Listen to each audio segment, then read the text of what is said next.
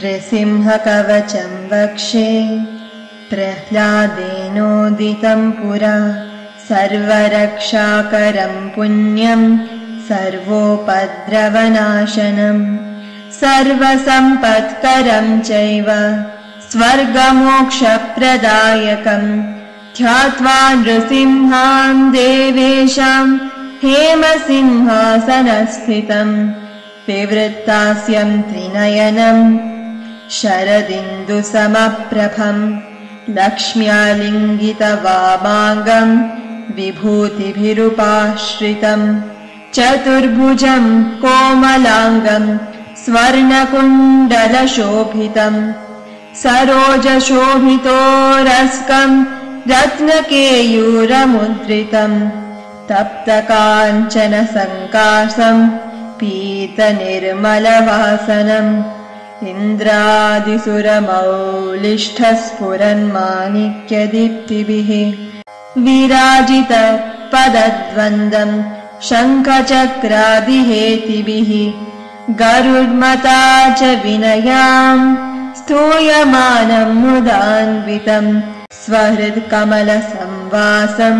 कृत्वा तु कवचं पठेत् नृसिंहो मे शिरः पातु लोकरक्षार्थसम्भवः सर्वगोपीस्तम्भवासः फलं मे रक्षतु ध्वनिं नृसिंहो मे दृशौ पातु सोमसूर्याग्निलोचनः स्मृतिं मे पातु नृहरिः मुनिवर्यस्तुतिप्रियः नासं मे सिंहनाशस्तु मुखं लक्ष्मीमुखप्रियः सर्वविद्याधिपः पातु नृसिंहो रसनां मम वक्त्रं पात्विन्दुवदनः सदा प्रह्लादवन्दितः नृसिंहः पातु मे कण्ठं स्कन्धौ भूभरणान्तकृत् दिव्यास्त्रशोभितभुजौ नृसिंहः पातु मे भुजौ करौ मे देववरदो नृसिंहः पातु सर्वतः हृदयं योगिसाध्यश्च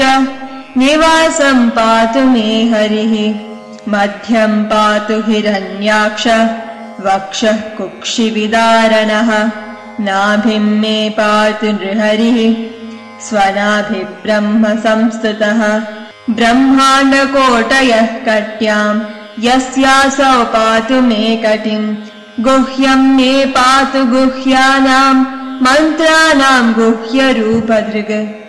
ऊरो मनोभवः पातु जानुनी नररूपधृग् जङ्घे पातु धराभारहर्ता योऽसौ नृकेसरी सुरराजप्रदः पातु पादौ मे नृहरीश्वरः सहस्रशीर्षा पुरुषः पातु मे सर्वशस्तनुं महोग्रः पूर्वतः पातु महावीराग्रजोऽग्नितः महाविष्णुर्दक्षिणे तु महाज्वालस्तु नैऋतौ पश्चिमे पातु सर्वेषु दिशि मे सर्वतोमुखः नृसिंहः पातु वायव्यां सौम्यां भूषणविग्रहः ईशान्यां पातु भद्रो मे सर्वमङ्गलदायकः संसारभयतः पातु मृत्योर्मृत्युर्नृकेसरी इदं नृसिंहकवचं प्रह्लादमुखमण्डितं भक्तिमान्यः पठेन्नित्यं सर्वपापैः प्रमुच्यते पुत्रवान् धनवान् लोके दीर्घायुरुपजायते यं यं कामयते कामं तं तं प्राप्नोत्यसंशयम् सर्वत्र जयमाप्नोति सर्वत्र विजयी भवेत् भूम्यान्तरिक्ष दिव्यानां ग्रहाणां विनिवारणम् वृश्चिकोरगसम्भूत विशापहरणं परम् ब्रह्मराक्षसयक्षाणां दूरोत्सारणकारणम् भूर्जे वा तालपत्रे वा कवचं लिखितं शुभं करमूले धृतं येन सिद्ध्येयुः कर्मसिद्धयः देवासुरमनुष्येषु स्वं स्वमेव जयं लभेत् एकसाध्यं त्रिसाध्यं वा यः पठेन्नियतो नरः सर्वमङ्गलमाङ्गल्यं भुक्तिं मुक्तिं च विन्दति 32 सहस्राणि पठेत् शुद्धात्मनां नृणाम् कवचस्याय मन्त्रस्य मन्त्रसिद्धिप्रजायते अनेन मन्त्रराजेन कृत्वा भस्माभिमन्त्रणाम् तिलकं विन्यसेध्यस्तु तस्य ग्रहभयं हरे त्रिवारं जपमानस्तु दातां वार्याभिमन्त्र्य च प्राशयेद्यो नरो मन्त्रं नृसिंहध्यानमाचरेत् तस्य रोगा प्रणश्यन्ति ये च स्युः कुक्षिसम्भवाः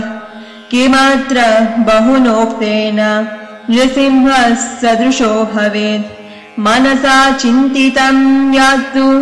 सत्तच्चाप्नोत्यसंशयम् गर्जन्तं गर्जयन्तं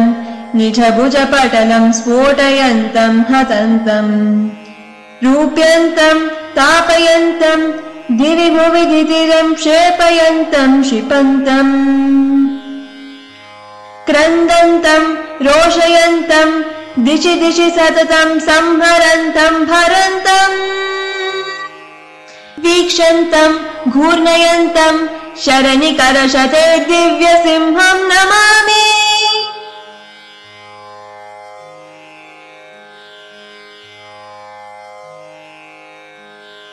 इति श्रीब्रह्माण्डपुराणे प्रह्लादोक्तं श्रीनरसिंहकवचं सम्पूर्णम्।